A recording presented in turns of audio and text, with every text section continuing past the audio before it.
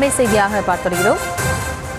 நாமக்கலில் உள்ள அரிசி ஆலையில் மத்திய குழுவினர் ஆய்வில் ஈடுபட்டிருக்கிறார்கள். செறிவூட்டப்பட்ட அரிசி குறித்து மத்திய குழு ஆய்வு மேற்கொண்டிருக்கிறது. அரிசி ஆலையில் மத்திய குழு ஆய்வில் ஈடுபட்டிருக்கிறது. அது தொடர்பான அந்த அண்மை செய்தியை பார்த்திருக்கிறோம். செறிவூட்டப்பட்ட அரிசிக்கு அனுமதி அளிப்பது தொடர்பாக மத்திய குழு ஆய்வில் ஈடுபட்டிருக்கிறது.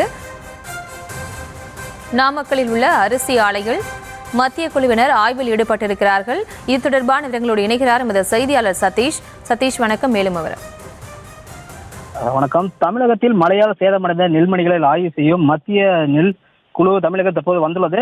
இந்த மழை வெள்ளத்தால் பாதிப்பட்ட 22% நெல் ஈரப்பதம் கொண்ட நெல்மணிகளை கொள்முதல் செய்யும் விவகாரம் தொடர்பாக ஆய்வு செய்ய தமிழ்நாடு அரசு மத்திய அரசிடம் கோரிக்கை வைத்திருந்தது. இந்த நிலையில் திருச்சி நாஞ்சார் பகுதியில் ஆய்வு மேற்கொள்ளப்படாத நிலையில் நாமக்கல் புதுச்சத்திரம் பகுதியில் தனியார் தொழிற்சாலையான கிறிஸ்டி நிறுவனத்திற்கு சொந்தமான இடத்தில் ஆய்வு மேற்கொண்டு வருகின்றன.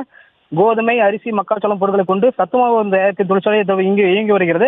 தமிழக அரசுக்கு சத்துமாவு, முட்டை, பருப்பு வழங்கும் கிறிஸ்டி பிரைட் கிராம் இண்டஸ்ட்ரி என்ற ஒப்பந்த நிறுவனத்திற்கு தமிழக அரசின் சத்துணவு திட்டம் மற்றும் அங்கன்வாடி மையம் உள்ளிட்ட அரசு சார்ந்த நிறுவனங்களுக்கு கிறிஸ்டி பிரைட் கிராம் என்ற நிறுவனம் ஒப்பந்த அடிப்படையில் தமிழக அரசுக்கு உணவுப் பொருட்களை வழங்கி வருகிறது.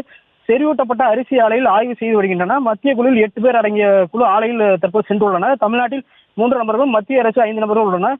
அந்த குழுவில் சகி ராகுல் சர்மா, தமிழ்நாட்டை சேர்ந்த மணிகண்ட அதிகாரம் ஆய்வு ஈடுபட்டுள்ளதாக தகவல் வெளியாகியுள்ளது. தமிழ்நாட்டில் புதுச்சத்திரம், நாமக்கல் மாவட்டம் புதுச்சத்திரம் அருகே உள்ள ராசிபுரம் என்ற தனியார் ஆலையில் மத்திய குழுவினர் தற்போது ஆய்வு மேற்கொண்டு உள்ளனர். இந்த ஆலையில் செறிவூட்டப்பட்ட அரிசி உற்பத்தி செய்யப்பட்டு தமிழக அரசின் பொது விநியோக திட்டத்திற்கு வழங்கப்பட்டு வருகிறது. இங்கு எவ்வளவு அரிசி உற்பத்தி செய்யப்படுகிறது, எவ்வளவு இருப்பு உள்ளது, இம்மாதம் பொது விநியோக திட்டத்திற்கு எவ்வளவு அனுப்பி வைக்கப்பட்டுள்ளது என்பது குறித்து மத்திய குழுவைச் சேர்ந்த அதிகாரிகள், தமிழ்நாடு நுகர்பொருள் வாணிப கழக மேலாளர்கள் உள்ளிட்ட அதிகாரிகளும் ஆய்வில் ஈடுபட்டு வருவதாக தகவல் வெளியாகியுள்ளது. விவரங்களுக்கு நன்றி சதீஷ்.